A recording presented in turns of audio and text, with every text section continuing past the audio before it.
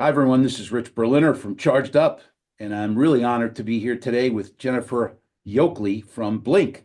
And I've worked really hard to get this meeting set up, this podcast set up.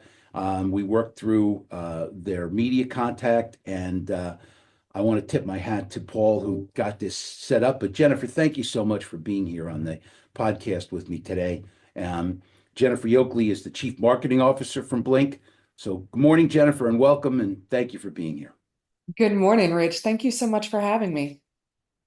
So, Jenifer, I wanted to kind of dissect a little bit in a world of, complete chaos in the EV charging space, where there's players that are coming, players that are going, and all the things that are going on in the business. Um, Tell me about Blink. What's the unique selling proposition here? What do you folks do, and how can we sort of get the message out to people watching this on what Blink does? Absolutely. So, Blink Charging is a leading global owner, operator, provider, and manufacturer of electric vehicle charging equipment and services. What makes us a little bit different is we enable drivers and hosts and fleets to transition to electric transportation with our innovative charging solutions. We approach a market with different offerings. We can go with a host own. They can own it. They can own everything. We can Blink will own it. We will joint own it and share revenue. But most importantly, we're focused on getting the right charger in the right place at the right time. And we've got a full portfolio. So from level one to level three, we've got a full stack there. And it's very important for us to make sure that when we're working with our customers and our prospective customers, and we're having a conversation with them about what is the utilization, what do they hope to achieve, what does their infrastructure look like. That's what makes Blink really cool is we're meeting customers where they are. We're willing to have those conversations. We're willing to take ownership in it. And we're not going to put in the wrong charger for the wrong application. Like we want to make sure that we're supporting the industry and our customers appropriately. So, as an old marketing guy, this thing is the comments you made are music to my ears because, you know, it's needs analysis, it's, right peg, right hole sort of from a marketing standpoint. There's so much in the industry going on right now where people are out there selling what they've got, not what people need. And so it sounds like that's the approach you're taking. You could be a CPO when you need to be, or they can own everything when they want to. And so it seems like it gives you flexibility in this. Is that really working? I mean, are people taking every flavor of what you've got in sequence, or is it kind of like they don't quite know exactly which way they want to go? Is there confusion there, or are you helping them to figure out what to do? So we slide in there in that consultative way. We're going to have a conversation. What are your needs? What are your requirements? What are your pain points, friends? At Blink, and you're going to hear me talk about this, I'm sure, because it's my favorite. We believe in part of our values are listening, learning, and leading. And we listen to each other. We listen to our drivers. We listen to our host. We listen to the market. And we use that to learn and to evolve where we're going and to evolve what the next steps are. And that's our path to making sure that we emerge as a market leader. This market is changing and evolving so much and so fast. I had the pleasure of being one of the first people that worked on the customer personas and journey for EV years and years and years ago. And to look where this has come today is absolutely unbelievable. And being with Blink and being with a company that's really saying, hey, we want to understand what the customer needs are. We want to understand what the pain is. And we want to take range anxiety and turn it into range confidence for everybody across the board. EV adoption's here, friend. I mean, it is growing.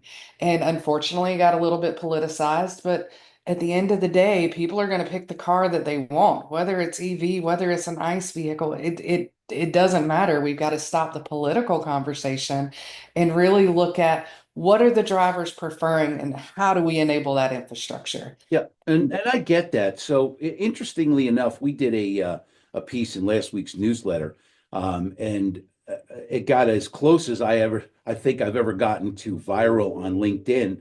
It was about rather than just range anxiety, we wrote a story about station anxiety, and the fact you pull into a station, your vehicle says you got 10% charge left, and the chargers are broken, or the communications protocols aren't working, or you plug it in and it says it's going, but nothing's happening. So, talk to me about the philosophy of what's the maintenance after sale? What's the hand holding that goes along with this? What's the initial startup like at Blink? Is there a real force of people behind that, the sales organization, when it all gets installed? There truly is. And that's where we get into our models. And you've really seen Blink start to lead into this owner operator, Blink owned model.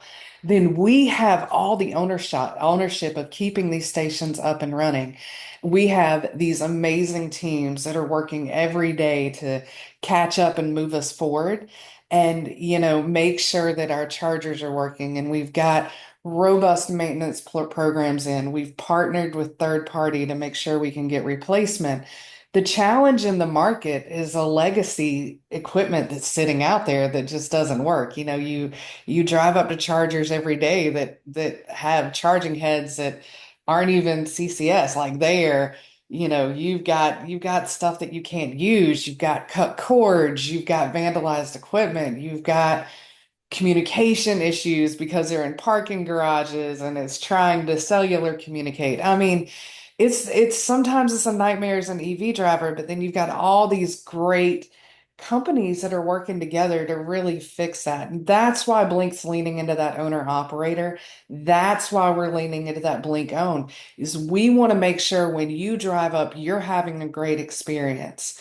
Whether it's a level two, whether it's a DCFC, and we have ownership and we have stake in that. But what that means, friend, is we're not going to put a charger in that's not going to be profitable. We're not going to go in a location where we're not going to see a return because this is not cheap infrastructure to put in the ground. So we have to do it intelligently and we've got to approach the market thoughtfully.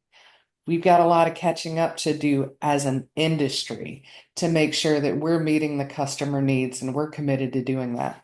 I agree with you on all those fronts. So my mind is going a mile a minute to try to tie a lot of these things together. So I'm not going to put you on the spot from a technical standpoint, but I pulled up to a charging station the other day, not one of yours, and I saw something on it that just blew my mind that nobody could seem to answer. And I'm not asking the question of why did this happen, but I think it's interesting. I saw a message on the screen that said security violation, and nobody could seem to figure out what the hell that means. And so there are so many things going on with those chargers that are, unknowable before you get going with these things and before you have experience. So I like hearing you say things like having parts, having a maintenance force, being mindful of making money at these things. And so, it comes together. My background is almost 40 years in the wireless space. And we talked a little bit about before we started the call on this reminds me so much of the wireless space 30 years ago.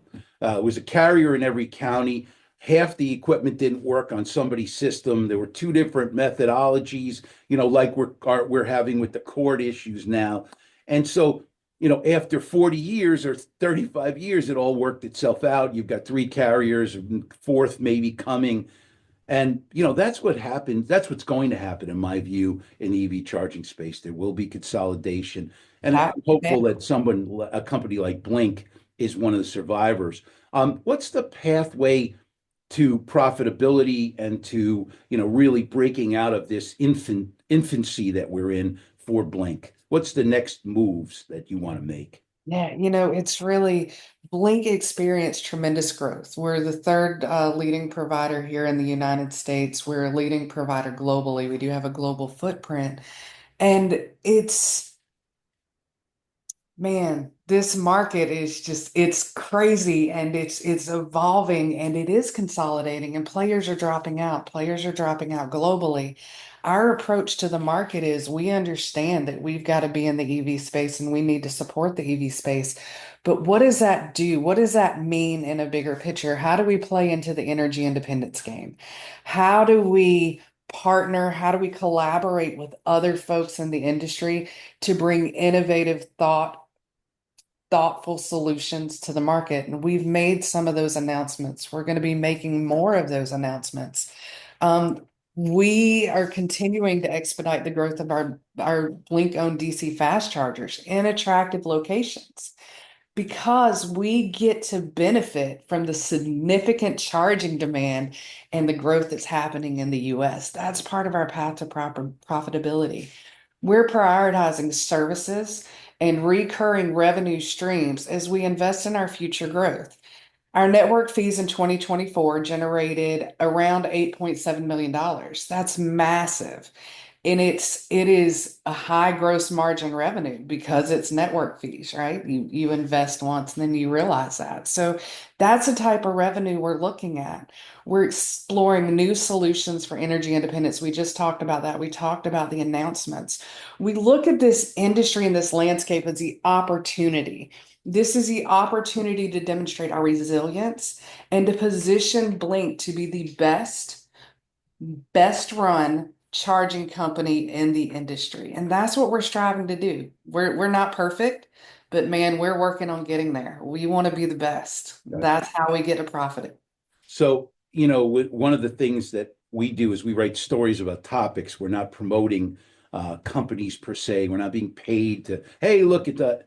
But we are in a situation where the information that you're talking about here is really interesting to our readers. And we need to do more to get the word out on what you're doing. I see a lot of postings and things on LinkedIn that you're doing every day. But I think it's important that people understand what Blink does, who they are, and the sort of the global position that you have. And I think it's really interesting that you're looking at sort of the future, which is give me those three L's again, if you would. I like those. I want to write those down before we're done. Listen, learn, lead. That's great. That's great. And that's the kind of thing I think this industry needs rather than, running out and saying, oh, we've got a black charging set unit now, or hey, we could do this in gray and, we could make it taller than everybody else's. I think that it's important. So just looking at the future in terms of is the company when you say it has a worldwide footprint, where's the company headquartered? Where are your offices, and how is the company run sort of from a strategic point of view? Absolutely. So we have offices in North America, India, and Europe. We are headquartered, our global headquarters is located in Bowie, Maryland, just north of just north of Washington, D.C. There we have L2 manufacturing. So we've got L2 manufacturing, shipping, receiving, a full setup there, as well as our global headquarters and offices. We do have other facilities throughout the US. We also have in India, we've got manufacturing in India. We have offices, and our NOC is located in India in two different locations. And then finally, we have offices in the UK, as well as offices in Belgium and representation in the Netherlands. We continue to announce and expand our European footprint as that market is a little bit more mature and growing and making inroads there, which is really, really exciting. We're taking some of the learnings from Europe, applying them here, and vice versa. It's been pretty cool. Yeah, will the tariff issue affect you going forward? I'm sure that's a discussion by the water cooler around the Bowie, Maryland site. But how do you see that playing out?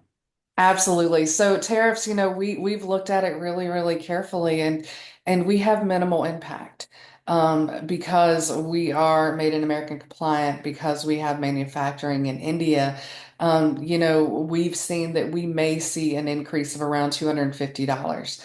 And that is manageable and that is doable. And that's we're very grateful for that right now. And we continue to monitor it. We're working closely and seeing what happens in the space. But we've got to remain flexible and malleable and bendable while staying committed to our mission and vision. Gotcha. Is there an out-of-home component to the Blink charging units in terms of advertising and promotion on the terminals themselves? Do you get into that part of the business structure? In Europe, yes, we absolutely do. We do home charging, we do fleet management in Europe. There's a ton of that. We do have home charging here, but it's not a big focus for us. Yeah, but I meant what I meant was, do you have advertising screens on the chargers themselves to promote sort of the out-of-home advertising piece of this? There are some manufacturers that do that. Is what that one of the things Blink does?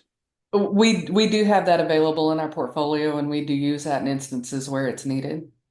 Interesting, because I saw a set of units at my local mall recently that had advertising on it that now just have the name of the charger on it. And so I thought that was an interesting twist. I'm doing research on why that changed, and maybe the out of home portion of that, the advertising piece isn't as strong as it once was. I'm just scratching my head over that one a little bit, but Think you're seeing some market consolidation there. One player could make it, and then there was some consolidation through, and we're going to continue to see that in the space. yeah.